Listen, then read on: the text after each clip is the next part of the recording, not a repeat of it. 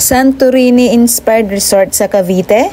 Hello guys, this is Carla and welcome again to my vlog.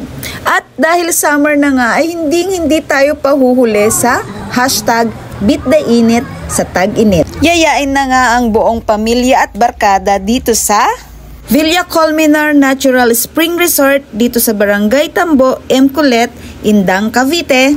Nasa 45 to 1 hour nga ang biyahe namin mula Tansa at kung Manila ka ay nasa 2 hours din ang biyahe. Isang paalala rin pala guys na bago tayo umalis sa bahay ay kailangan natin i-check ang ating mga sasakyan para maiwasan ang mga ganitong aberya. Buti na lang at naayos na yung sasakyan kaya pabiyahe na ulit kami. Dahil bukod sa wasteable yung place ay may mga makikita kayong mga signages sa mga daan tulad neto. Ilang saglit na nga lang ay nakarating na kami dito sa resort. Ang entrance nga pala dito guys ay nasa 170 sa adult and 150 naman sa kids. Pansin ko kaagad dito guys ay napakalawak ng kanilang parking area. Sinundo na rin pala tayo dito guys ni Perry para bitbitin ang mga gamit. Nasa amin kasi yung mga pagkain. Grabe guys, bungad pa lang ay makikita mo ng napakaganda ng lugar. Talaga naman masasabi kong sulit na sulit ang entrance fee mo dito. Sunday pala neto guys, kaya maraming tao. Pero kung gusto niyo naman pumunta dito ng konti lang na tao, ay punta kayo dito ng weekdays. Nasa 400 lang pala yung rent namin dito guys sa mga upuan at lamesa. May mga grilling area rin pala sila dito na pwede mong gamitin anytime.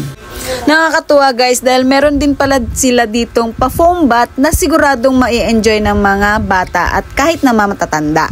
At dahil nainggit na ako sa mga naliligo, ay nag-shower na rin ako para makapagtampisaw na rin sa swimming pool.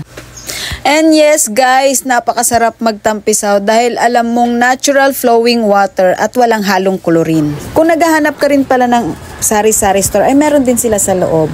May mga nagbebenta rin ng ice cream dahil sa sobrang init, takoyaki, at kung wala din kayong dalang salbabida ay don't worry dahil meron silang binebenta dito. At may diving area din pala sila dito guys, pero syempre wag na wag kayong magdadive kung hindi kayo marunong lumangoy para hindi kayo magaya dito. Namuntik nang maging kwento. Ayan, pasaway kasi. Joke lang guys, pero syempre kailangan pa rin talaga natin mag-ingat.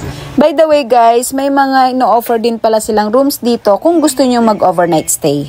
And guys, kung tatanungin nyo ako kung na-enjoy namin ang stay namin dito, ay syempre na-enjoy namin, hindi lang ako, pati na ang buong pamilya at tropa. Kaya kung tatanungin nyo kung babalikan to, syempre 100% babalikan.